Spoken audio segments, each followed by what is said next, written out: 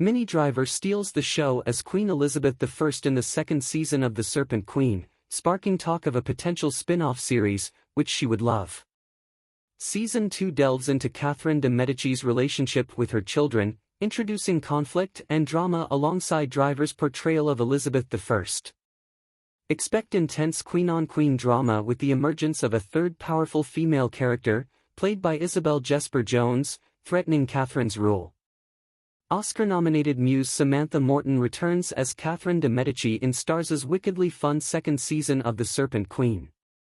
But keep your eyes on Minnie Driver this season, who winds up being the ultimate scene stealer as Elizabeth I of England. She's so excellent in the role, and enjoyed it so much, that the idea of a standalone series or some kind of spin-off is already being discussed. "I can't even tell you how much I would love it," Driver told MovieWeb, "to get to be with her every day, and that sounds funny, but she is someone that you could spend a lifetime trying to figure out and enjoying." "We'll see," quipped executive producer Owen Stoff about the possibility of a Serpent Queen spin-off.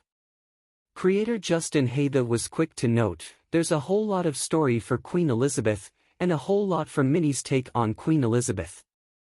Season 1 of The Serpent Queen tracked Catherine's frenzied rise to power, going from a mere orphan commoner in Italy to ruling France as its queen. She also had a penchant for mysticism and poisoning people, two stellar historical tidbits that were nicely sprinkled into the series.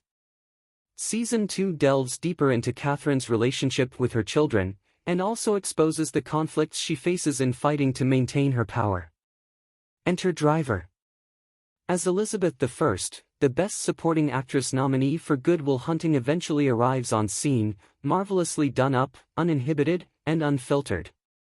The Queen is also a potential matchup for Catherine's eldest yet suddenly ailing son, King Charles IX, Bill Milner. "I was so far away from me, Minnie, in this role, which is what you want as an actor," Driver told MovieWeb, "and so convincingly this other person, that it was just the best starting off point to begin filming." Minnie Driver's take on Queen Elizabeth in The Serpent Queen. How well do you know your royalty? Outspoken and lavish, Elizabeth I was Queen of England and Ireland from 1558 until her death in 1603. She's known as being the very last monarch of the House of Tudor and, perhaps most interesting to history and drama buffs, the only surviving child of Henry VIII and his plagued second wife, Anne Boleyn, one of two wives that Henry beheaded. Of becoming Elizabeth I, Driver said, "A huge amount of the heavy lifting had already been done for me, the hair and the makeup, the wigs, the makeup, the clothes. They did so much of the work creating this character, because you cannot wear all of that and not look at yourself in the mirror and, see, you are so altered. Every day I got to actually see her, Elizabeth, appear in front of me, and there would just be a moment of sort of settling into the Queen. She met me every day." Expect plenty of queen-on-queen drama in Season 2. There's also a third Queen to contend with, Edith, Isabel Jesper Jones of The Hunger Games, The Ballad of Songbirds and Snakes, a commoner who emerges as a genuine threat to Catherine's rule. Catherine is eager to establish a political alliance with England. Elizabeth seems fine with it at first, but our Serpent Queen quickly realizes that she has met her match in this equally cunning and devious monarch. When asked about what it was like working alongside Morton and Jesper Jones, Driver said, "It was brilliant to have two exceptionally strong women who are still interested in being actors at this point in their careers, to be in really well-written scenes where there are stakes and where the power seems to be shifting, and nobody knows exactly what's going on, and lots is implied.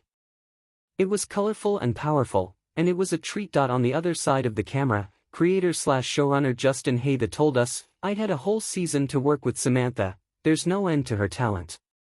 And when you work with an actor for a season, you know who you're writing, you know her rhythms, and they start to influence me.